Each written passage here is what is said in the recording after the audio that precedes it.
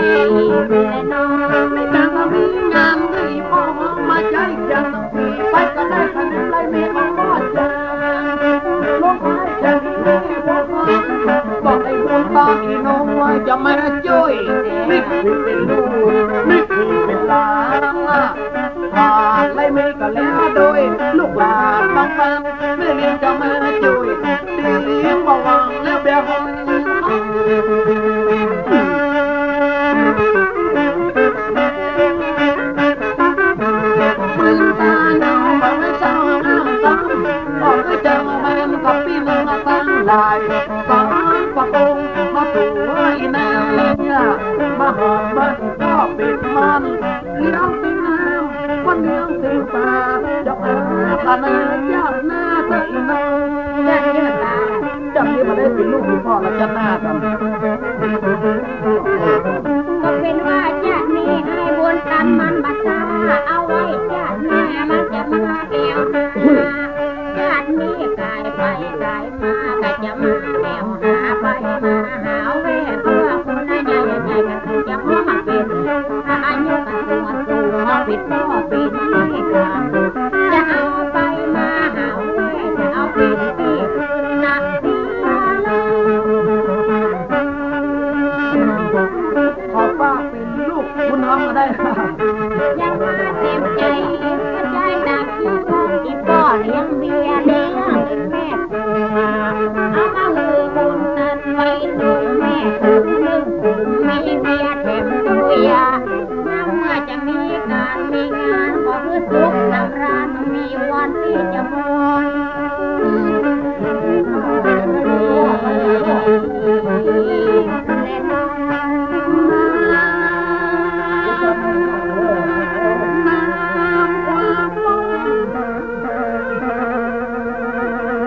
ปีเตียวมาหน่อ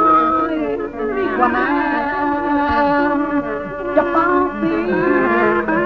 ใส่เครื่องอะไรกันเจ้าเบอร์อย่าหลอกวาสนาตายกไอ้บุญตันบะหมี่รถและเที่ยวบินวาสนาไอ้เที่ยวได้กินแค่มีหลอกลวงน้องเป็นลูกไม้ละเมียหวานเอ้ยนี่มันมีเพื่อนไม่ยอมมาเบิ่งใจใครมาเล่าให้จุ๊บว่าตัวมาลง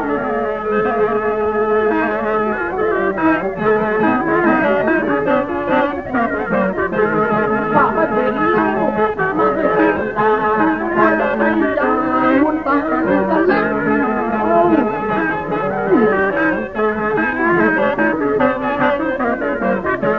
วปีน้องวายแม่เจ้าจีดอกแก้วไปแม่เอาน้ำตกแม่สาที่ดูเขาเป็นลูกเป็นตาที่ปอกเป็นดูคนน้าน้องนาที่แม่ของแม่ตา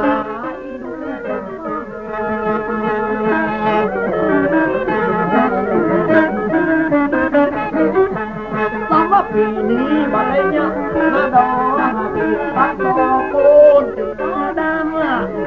บางคนว่าจังโซนาดังของเขาว่าอย่าอ้างผูกขยันแม่ง้อมตามก็น้องไว้น้องบ่ต้องใจจางในการมาหานิติมุง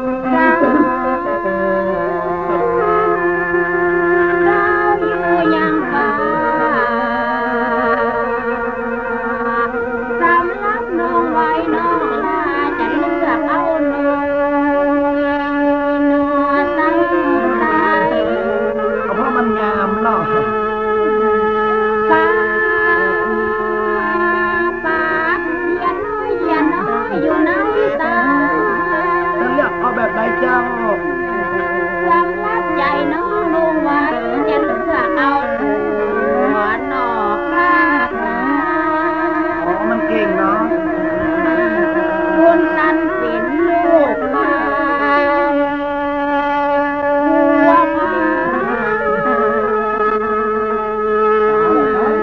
มาบอกว่าเปิดใจพาพลังจะจูบน้องลากมา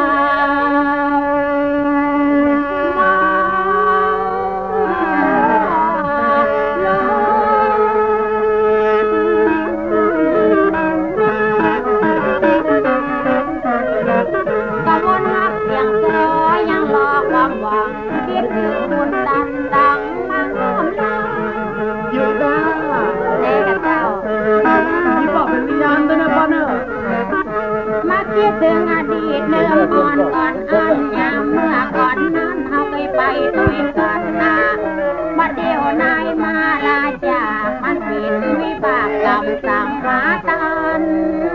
วันนาเจ้าแม่วันนาวิบากให้ยังมันมาตันมาหลอก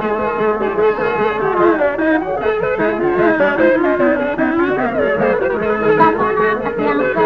ยังรอความหวังว่าตะลังเคยไปตลอดกำยังมันมาตันมาหลอดพอบักเพื่อนงอดถ้าเจ้าสักหน่อยแขนตั้งยังเมื่อตากคนพอมาลืมกันนะพอเดี๋ยวจะวางปานใจดำขันนาปัจจัยว่ามีปากปัจจัยว่ามีตาเพราะไอ้บุญตามันสวยเย็นล้ำใครว่าไอ้เฉยไม่ว่าหรอก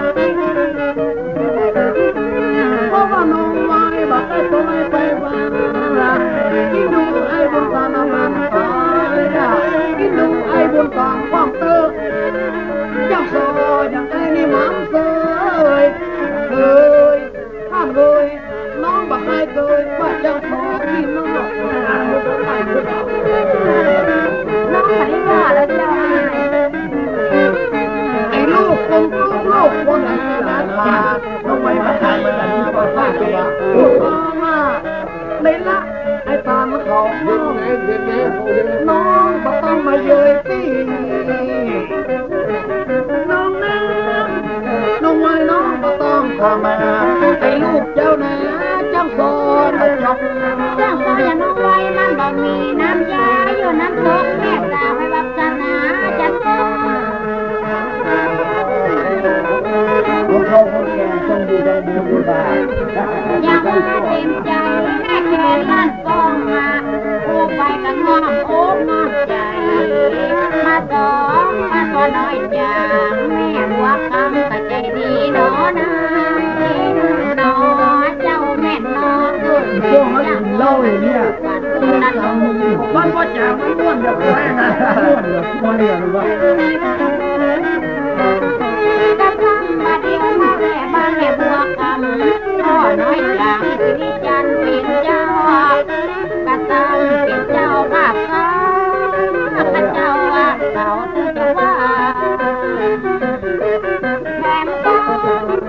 ตัวน่าจะรู้อย่างใดกันนะอาทิตย์ตักหลานลืมมันดีกว่า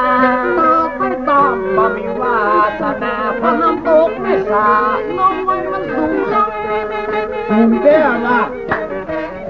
คุณรู้เหมือนกันนะไอ้ต่อตัวนี้ไปต่ำน้องมายับย่างนี่มันต่ำยังตีละที่ดูไอ้พองต่ำพองเตอะ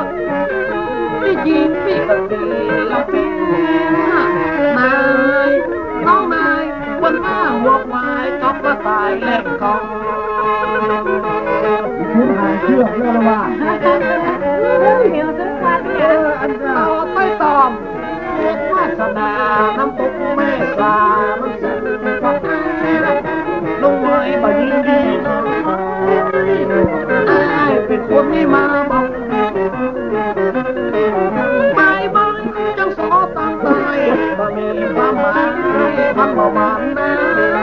น้องพี่น้ำตกแม่สามันบ่พอสมควรมันบ่เหมือนลำชวนสาวน้อยเมืองฟ้า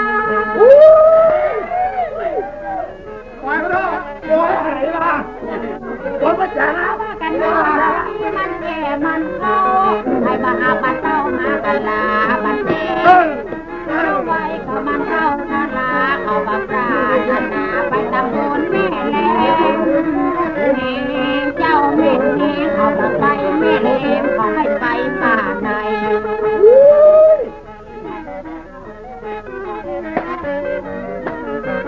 ก็จะไปป่าในบ้านหลวง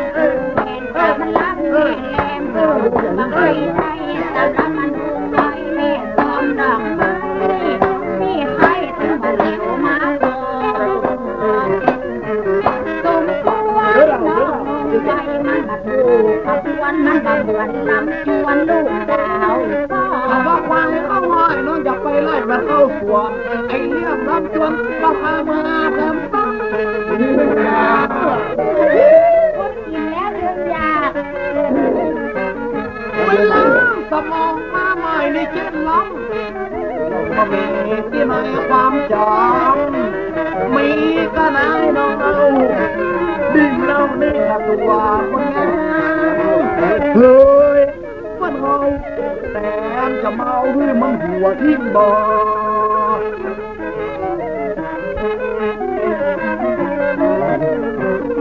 น้องไว้น้องบอกมาบอกว่าบุญตายังไม่บุญตาเป็นลูกจังโอ้ยไปอยู่ร่วมไปเป็นตามทางกันบอกว่าที่หนูสงสารที่คอยคุ้มครองจะพาพ่ออยู่ข้างข้ากันจะนับหัวคนละลูกหลานมันมาเหมือนเพียงคำสาวชี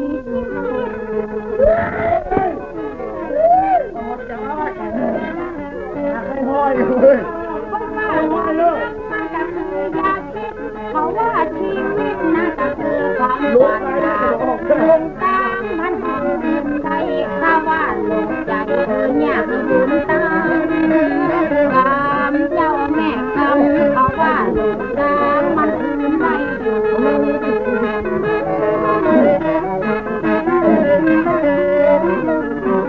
พอเท่าพอแก่แฟนก็ว่ามีใจก็ว่าดีก็มีใครคุณตามเจ้าว่านายบ่ฮู้ก็หาผู้พ่อมันเสื่อมไม่เสื่อมแฟนก็ถ้ามันแก่แล้วก็เหมือนน้องเสียงกับผู้ท้องเจ้าวางบานมันกับงามมันกับเจ้ารู้ไว้ก็บอกลำจนมาต้องการเลยไปขอเป็นอย่างเขานั่งกับเพื่อนกันแล้วสายจีที่คงเนาะบอกเอาไว้ก็มอบชนบ่อนาถ้าขอคืนไปลูกไปหลานต้องไว้แม่แหลมมันบอกลำจวนยังต้องไปแต่งงานน้องก่อนเล็กไอ้บุญตอนจะวางปานเขาหิยาแม่โว้ยน้องไว้กับบ่ฮับลำจนมาต้องการถ้าไอ้บุญตอนเพิ่มหักหลากไว้บ้านก็อีกอย่างคองบ่เก็บมาไว้ทำบ่มีชื่อเสียงแน่มีน้องเขาห้องมากันล่วงรุ่นก่อนบอกที่เจ้านอนทุกข์ก็คือแน่พ่อแก่ข้าวบักเป้าหัวสีหมายว่าบดีเก็บไม่แบ่งคืน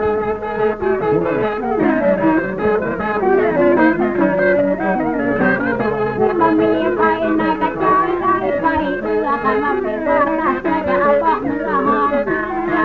งลุงไว้มันแก่มันเข้าสามันล้ำมาเจ้าบัดโดนจะวางบ้านนายเจ้าแม่นายไม่จะไปอยู่ต้องฝ่ายที่อายเขาบอ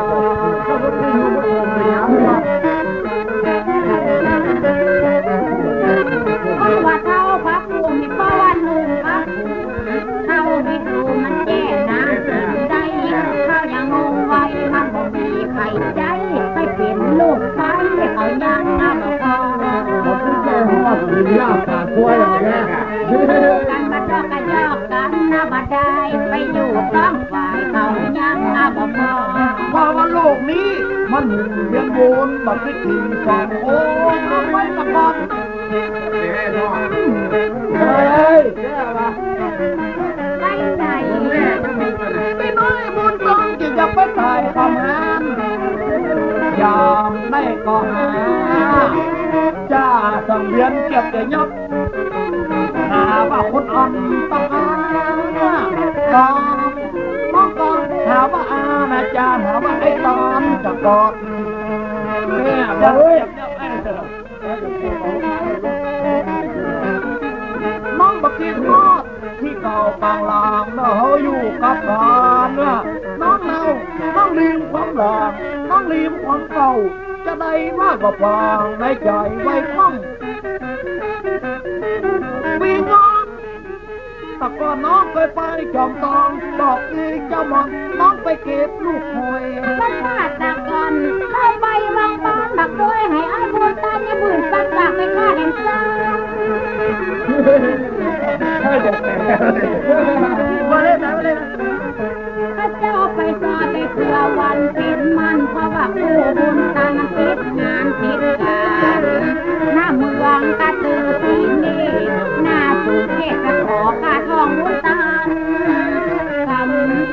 แม่กำมันบืนปากตั้งหลังว่าข้าบังงามสักกา